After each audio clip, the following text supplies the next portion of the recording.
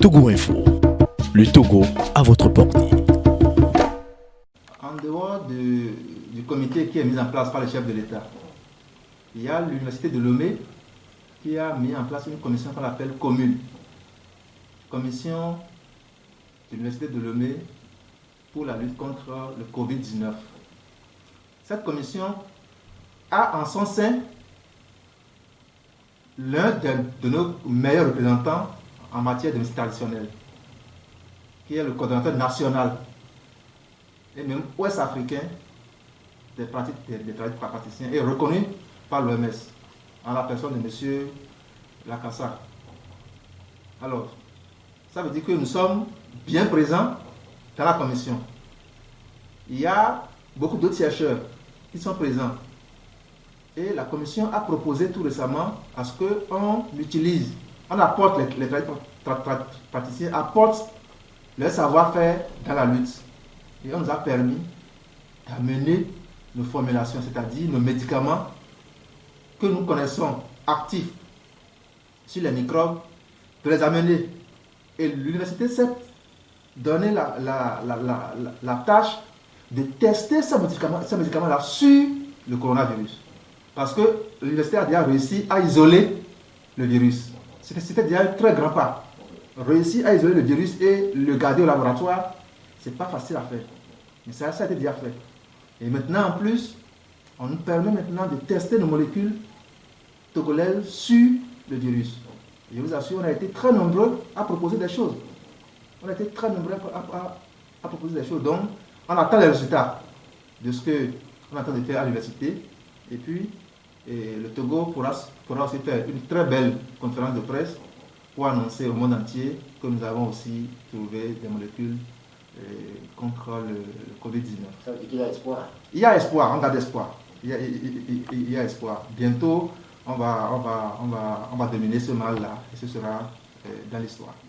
Aujourd'hui, on cite normalement une plante aujourd'hui qui guérirait peut-être le palu, le Covid-19, l'artémisia. Qu'est-ce que vous en savez de cette plante? L'artémisia ne guérirait pas le palu. L'artémisia guérit le palu. Lorsque vous prenez le médicament qu'on appelle Coatem, tout le monde connaît ça. C'est de l'artémisia associée à une autre molécule. Et nous, en matière classique, on appelle ça CTA, combinaison thérapeutique à base d'artémisia. C'est ça qu'on appelle Coatem. Nous avons la forme injectable, qu'on appelle artéméter injectable. Toutes ces molécules sont tirées de quoi? De l'artémisia. L'artéméter injectable qu'on fait à l'hôpital depuis 2010 par là, c'est à base d'artémisia qu'on a fait ça. Le Coatem, c'est avec l'artémisia qu'on a fait ça. Alors pourquoi est-ce qu'aujourd'hui, que nous, qui détenons la plante, nous qui cultivons, on s'est dit, on va commencer par utiliser nous-mêmes. Ça pose problème. Pourquoi est-ce que ça doit poser problème? Quand le Madagascar fournissait les grands laboratoires européens en artémisia, il n'y avait pas de problème. Le président était bon, le pays était loué. Mais dès lors que ce pays a dit, je vais commencer par fabriquer ça pour mes concitoyens et pour l'Afrique, on trouve qu'il faut faire des tests pour prouver l'efficacité du produit. Alors que vous l'utilisez depuis des années. C'est l'intérêt qui est en train de guider le monde aujourd'hui. La Covid, la maladie là, est venue mettre à nu les réalités que nous vivons dans la médecine classique, au niveau des grandes institutions. On a vu des réalités qu'on nous cachait depuis fort longtemps. En tout cas, nous autres, on connaissait ça. Mais les profanes ont maintenant découvert ce que nous disions, ce que nous chantions tout le temps, et on nous prend pour des rebelles. Nous ne sommes pas des rebelles. On ne fait que dire la vérité sur ce qui est connu. Donc, si on parle d'artémisia aujourd'hui, moi je sais personnellement que c'est très efficace sur le paludisme. Maintenant, sur le Covid-19, on est en train d'avoir maintenant les résultats. Le Madagascar a aujourd'hui 130 et quelques cas positifs avec 130 et quelques déjà guéris. 111 cas et puis 105 guéris. Voyez-vous, c'est un nombre élevé. Il n'y a pas de décès encore au Madagascar lié au coronavirus. Alors, si ce qu'ils utilisent ne marche pas, pourquoi est-ce que les autres aussi guérissent? Pourquoi est-ce qu'il n'y a pas... On aurait quand même enregistré au moins un seul mort. Au moins un. On n'est pas en train de leur souhaiter ça. Mais on leur a déjà enregistré au moins un seul mort. Mais ce n'est pas encore le cas. Mais on nous dit de ne pas faire nos essais. C'est notre manière à nous de faire nos essais sur nos concitoyens. C'est notre manière à nous. Nous savons que telle plante peut nous faire telle chose. Alors, mes proches, prenez et utilisez et on va voir si la maladie va continuer par sévir. C'est notre manière à nous de faire notre essai. C'est notre essai clinique ça. On ne peut pas nous empêcher.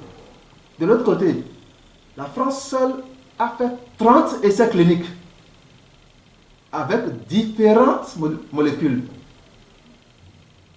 Ça veut dire qu'elle ne connaissait pas que ces molécules étaient efficaces sur la maladie. C'est pourquoi on a fait un essai. Ça s'appelle essai clinique.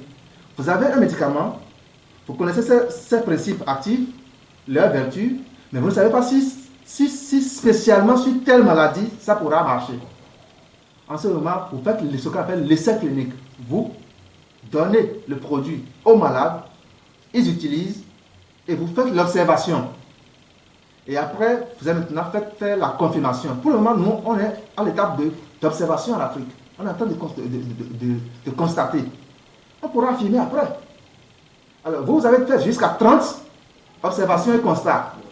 Mais vous refusez que nous, on fasse une seule observation. Quand même, on vous a fait quoi? Quel est le problème? Le problème est ailleurs.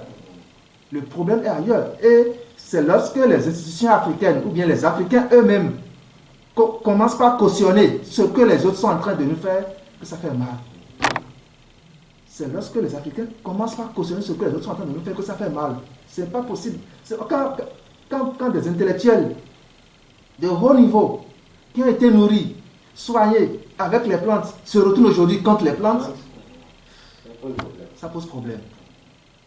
Si on laisse la Thémissia, nous avons des dizaines et des centaines de plantes. À part la Thémissia, nous avons des dizaines et des centaines de plantes.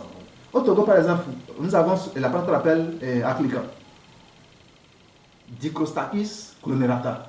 C'est une très bonne plante antivirale. C'est une très bonne plante antivirale. Lorsqu'on prend d'autres parties de cette même plante, c'est très bon pour le rhumatisme, les douleurs articulaires et autres, ça marche très bien. Vous prenez le Combretum micranthum, qu'on appelle le vrai quinquilibre. Je ne parle pas de B600. Qu'on appelle le vrai quinquilibre. C'est aussi une très bonne plante. Ça a été cité l'autre fois sur RFI.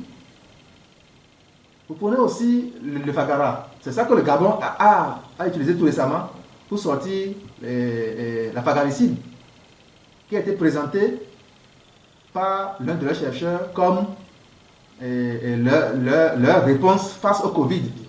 Pourquoi pas au Togo présenter aussi un jour une réponse à base de plantes face au Covid? C'est possible. C'est possible. C'est possible. Et je vais profiter ici et remercier l'équipe dirigeante de l'Université de Lomé. Je leur tire chapeau. Le président de l'Université de Lomé, le professeur Doji Kokoroko, je lui tire chapeau.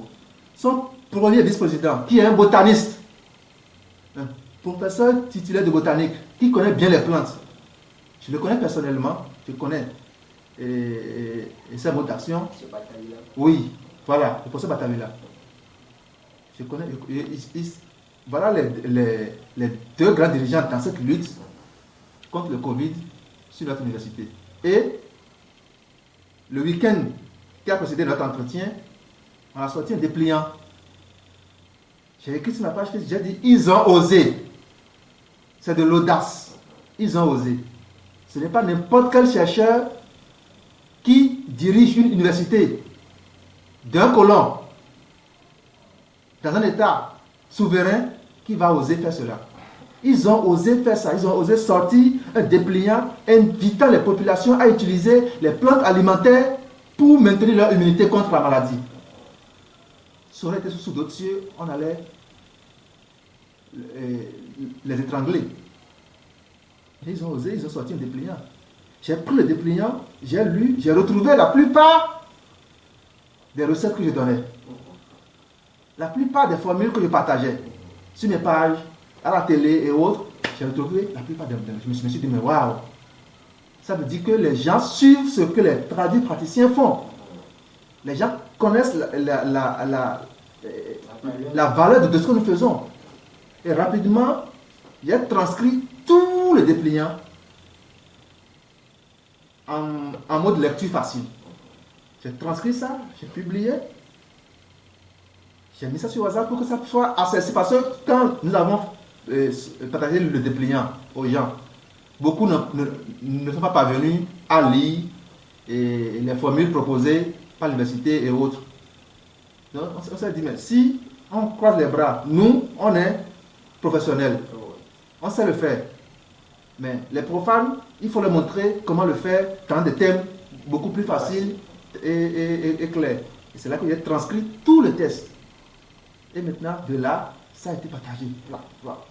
Et aujourd'hui, ça a quand même a son effet sur la population. C'est la population. Donc aujourd'hui, l'Université de Lomé, en concert avec les tradis praticiens, a proposé quand même des pistes pour qu'on puisse aller contre le Covid-19 en remontant notre immunité. Et cette émission de l'immunité d'aliments et entrant dans le renforcement de l'immunité, je l'ai faite sur la TVT la semaine. Je suis passé. Je l'ai faite sur la TVT. Donc, il n'y a rien de mieux que de préparer le terrain et d'attendre que l'adversaire arrive. Comme vous savez que l'adversaire arrive, il ne vous surprend plus. Donc, renforçons notre organisme et soyons prêts pour qu'en cas d'attaque, on puisse gagner. Donc, professeur, vous confirmez, le grand chercheur qui dit que c'est de l'Afrique que viendra la solution aux infections. C'est le professeur Luc Montagnier qui a dit ça. Et c'est l'un de ceux avec qui l'un de mes patrons, on travaille. Et mon patron m'a toujours répété cette phrase. Monsieur Tebossi, c'est de l'Afrique que viendra la solution. C'est de l'Afrique que ça viendra. Croisez les bras et vous observez. Aujourd'hui, on est en train d'observer que les solutions sont en train de venir de chez nous. Parce qu'on a les meilleures plantes, parce qu'on a les meilleures terres, parce qu'on a les meilleurs aliments. Meilleurs aliments, pourquoi? Parce que nos plantes, nos aliments du moins, se cultivent à l'air libre. Le soleil fait son travail. Ce n'est pas dans les serres où on couvre le toit et c'est la lumière des lampes qui travaillent sur les plantes. Non. À la fin, vous allez avoir l'aliment, mais il n'y a plus rien dedans, rien que de la fibre. Donc les gens mangent mal et pensent qu'ils sont en train de bien manger. Et quand les maladies arrivent, ils sont surpris d'être emportés par milliers. Donc, un conseil pour finir cet entretien, qu'est-ce que vous avez à dire quand même aux populations, aux décideurs de ce pays et peut-être ceux qui vous suivent actuellement? À nos amis internautes et à la population, nous voudrions les rappeler, nous voudrions les inviter à continuer par rester dans la ligne du manger naturel. Rester dans la logique du manger naturel. Éviter de consommer de n'importe quoi. Les produits manufacturés, les produits importés, vous ne connaissez pas exactement si c'est la vraie valeur thérapeutique qui s'y trouve. Si c'est la vraie valeur culinaire qui s'y trouve. Ce qu'on a fait chez moi et dont je connais la matière première, moi je préfère ça. Même si ça coûte beaucoup plus qu'à ce qui est importé, qui est moins cher, dont je ne connais pas la composition. Donc je nous invite à nouveau à revenir au terroir, à revenir à la source, pour qu'on puisse mieux se porter, pour qu'on puisse continuer par étonner le monde, pour que le respect qui nous est dû soit rétabli. Je vous remercie. Merci.